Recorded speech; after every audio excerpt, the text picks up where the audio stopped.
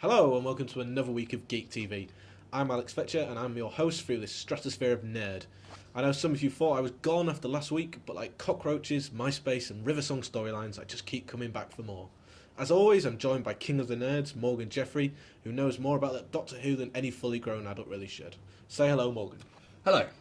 Before we chat about this week's exciting episode, The Journey to the Centre of the TARDIS, let's have a quick chat, Morgan, about some of the opinions that you guys at home have had about last week's Doctor Who and the series so far. First of all, Morgan, we've got some people here.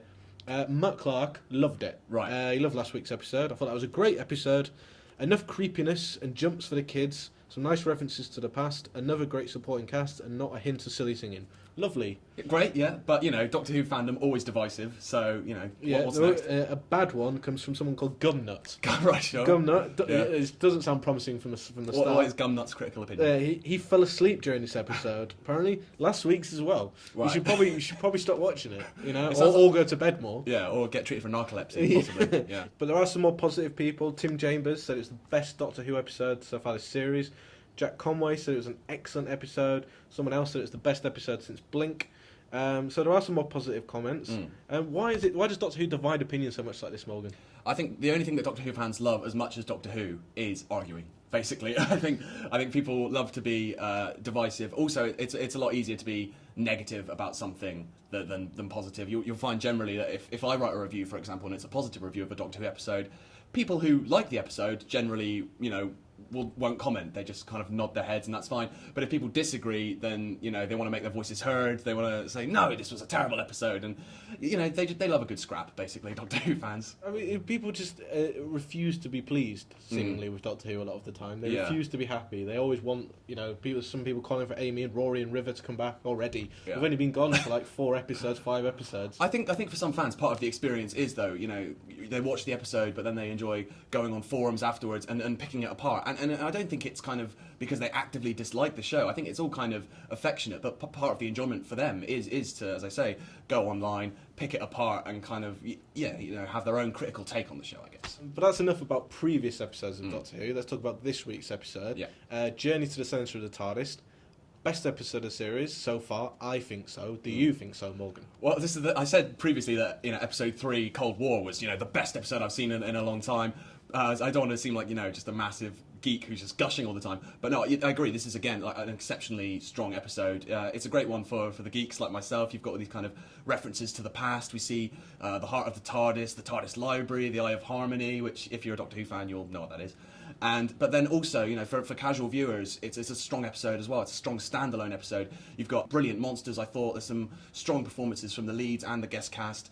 And then also the 2 kind of major arcs of this run of 8 episodes, which are mystery surrounding Clara, but also the Doctor's secret. Both of those get addressed this week, so there's a good movement on the story arc as well. I think that's the trickiest thing as a Doctor Who writer, is getting that balance between making an episode entertaining for someone like me, who just tunes in for a bit of excitement, a bit of fun on a Saturday night, and getting something that'll please someone like you with, the Eye of the TARDIS or whatever it is. The Eye of Harmony. The Eye of Harmony. You need to rewatch the Paul McGann 1996 TV movie. I never need to rewatch that again. It was that episode which put me off Doctor Who initially. It meant I didn't watch it for a long while. I think it's not so much of an issue maybe with your average Doctor Who episode. I think with your average episode, it's more important to appeal to someone like yourself. The casual viewer, and Doctor Who fans are going to tune in anyway. The hardcore, they're always going to watch week in, week out. I think with an episode like this, Steve Thompson, the writer, had maybe a trickier task in that the whole concept is quite geeky. You're travelling to the centre of the TARDIS. It's kind of a very kind of fanish idea. So with this episode, maybe it's trickier to strike the balance between pleasing the fans and providing something that casual viewers will understand and enjoy. But I really think he pulled it off spectacularly well. I think one of the reasons I really enjoyed the second episode was the sort of scavengers storyline, the subplot, which is probably one of the strongest subplots of the series so far. What did you think about that story, Ashley Walters, or as I like to call him, Asher D? Sure. I was slightly disappointed there was no 21 seconds reference, as there was a race against time going on. I really enjoyed this episode, but initially one of my few kind of problems with it was I thought the scavenger characters were maybe a little bit one-dimensional, maybe not that fleshed out. But then as the episode went on, there was the twist regarding Tricky and the true nature of that character. and then they introduce a little family drama in between them, a little bit of conflict, and I thought by the end of the episode, those characters had been fleshed out a little bit and kind of addressed any problems I had initially.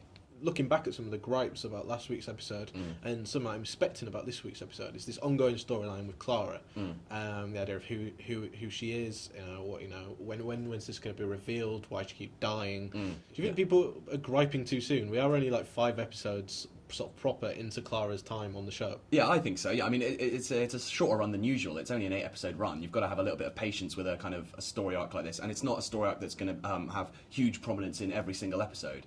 And I guess, we have mainly been kind of teased and it's been hinted at so far. But another thing, again, that I really enjoyed about this episode was, as I said, it kind of confronts that storyline head on for the first time. And we're kind of at the midway point of this run of episodes. So it was good, good timing to give it a little bit of a jolt, I think, on that level. Are you expecting there to be some sort of resolution with this story, where it was a sort of return of River Song? I would imagine that the Clara storyline and the secret of the Doctor's name will all be kind of resolved on some level in episode 8, but then possibly leading into a cliffhanger for the 50th special. But I think the 50th will probably focus more on the Doctor as a character, so I wouldn't be surprised to see Clara's mystery wrapped up in episode 8. Before we go, we can't leave without mentioning the fact that Morgan, you went onto the set of Doctor Who last week while I was away. Yeah. You met Matt Smith. I did. You met David Tennant. I did. You had a Tennant-Smith sandwich of Doctor Who incredibleness. Yeah. So Morgan, what can you tell us about the 50th? Can you explain all to us? Can you tell us everything? Who's going to be in it? What is Sylvester McCoy doing in it? What can we expect? I mean, I did have a great interview with Matt Smith and David Tennant together, and judging by how well the interview went, I think they're going to be sort of great together on screen. They've got a great kind of banter going on.